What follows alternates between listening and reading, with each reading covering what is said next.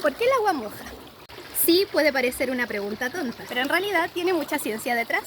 Lo primero que notamos es que el agua es un líquido que podemos ver, sentir y percibir generalmente con nuestros sentidos. Pero, ¿qué pasaría si la pudiéramos dividir en partes cada vez más pequeñitas? Si lo hiciéramos, llegaríamos a la unidad más pequeña, que es la molécula de agua. Y esta molécula está compuesta por elementos aún más pequeñitos llamados átomos. Y en el caso de la molécula de agua está hecha de dos átomos esenciales. Hidrógeno, que es un gas muy ligero que puede hacer flotar los globos aerostáticos. Y el oxígeno, el gas que respiramos y que permite la vida en el planeta Tierra.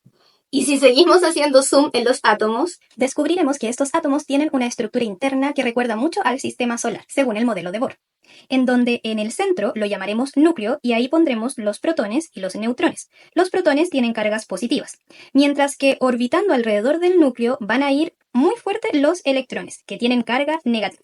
Cada átomo se considera un elemento de la tabla periódica y nos vamos a concentrar en el hidrógeno y en el oxígeno. Si deslizamos un protón en el núcleo, ya tenemos hidrógeno, que lo vamos a acompañar de un neutrón, porque en el núcleo están los protones y los neutrones, pero necesita un electrón girando alrededor de este núcleo para tener un átomo neutro. Si ahora agregamos más protones, vamos a ir cambiando de átomo, y lo vamos a hacer hasta llegar al oxígeno. Aquí ya tenemos el oxígeno, pero su núcleo es inestable, porque le faltan neutrones. ¿Y cuántos neutrones? La misma cantidad de protones.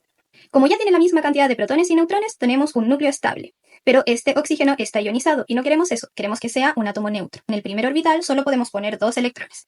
Y en el segundo podríamos poner incluso 8 electrones. Pero no necesitamos poner tanto, porque con 6 electrones en el último orbital ya tenemos un átomo neutro. Y si quieres indagar más del mundo atómico, te recomiendo estos 2 libros. Y las partículas subatómicas siguen una regla fundamental. Cargas opuestas se atraen, pero cargas iguales se repelen. Con este puedes indagar un poquito más sobre electricidad y magnetismo. Y en este punto ya tenemos los elementos esenciales para entender un cagüín que hay en el mundo atómico. La cuestión es que tanto hidrógeno como oxígeno les encanta seguir a otros elementos en las redes sociales, los llamados nobles. Y si el hidrógeno consiguiera un electrón más girando alrededor de él, se parecería mucho a su influencer favorito, helio, que tiene 2 electrones y no uno como nuestro hidrógeno. Y oxígeno anda por las mismas, también anda siguiendo a un gas noble llamado neón, que a diferencia del oxígeno que tiene 6 electrones girando en su última órbita, neón tiene 8. O sea, a oxígeno le faltan 2 electrones y a hidrógeno le falta un electrón. Y así se parecerían a su influencer favorito, los gases nobles. Y la cuestión es que cuando oxígeno conoció a 2 amigos de hidrógenos, les propuso un trato que ninguno podía negar, el trato enlace covalente.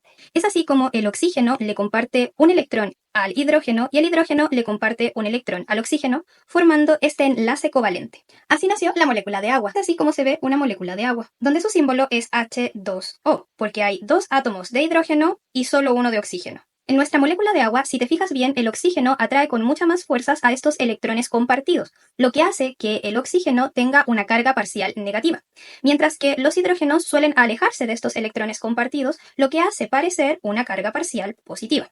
Pero no es que en realidad estén cargados positiva o negativamente, sino que acá hay más electrones y acá hay un poquito menos. Por eso acá decimos que está positivo y acá negativo, generando una polaridad. Por eso se dice que el agua es una molécula polar, aunque en su totalidad es neutra, porque tiene el mismo número de electrones que de protones. Y gracias a estas cargas parciales positivas del hidrógeno y negativas del oxígeno, hay una atracción entre los electrones de otra molécula de agua con el hidrógeno, lo que se conoce como un puente de hidrógeno.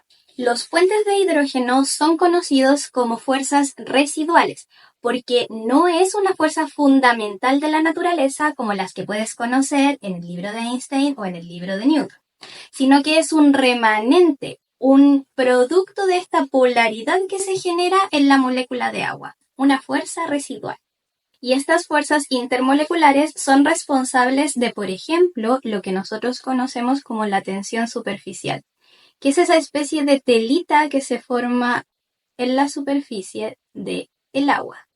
Y también es responsable de la cohesión, que es cuando estas 2 moléculas de agua con el puente de hidrógeno se aferran, y la adhesión, que es cuando la molécula de agua, por esta polaridad, se agarra a otras superficies. Si la adhesión es mayor a la cohesión, el agua moja. Pero si la cohesión es mayor a la adhesión, el agua no moja. Ejemplo en donde la cohesión es mayor a la adhesión y el agua no moja son estos sartenes de teflón, en donde vemos que las bolitas de agua pareciera que se deslizan en el sartén. Así que para responder a la pregunta de ¿por qué el agua moja? Se debe a que la molécula de agua polar genera fuerzas de adhesión con otras superficies, lo que le permite pegarse a ellas. Y ahí decimos que el agua moja. Así que ya lo sabes, está bacán la ciencia.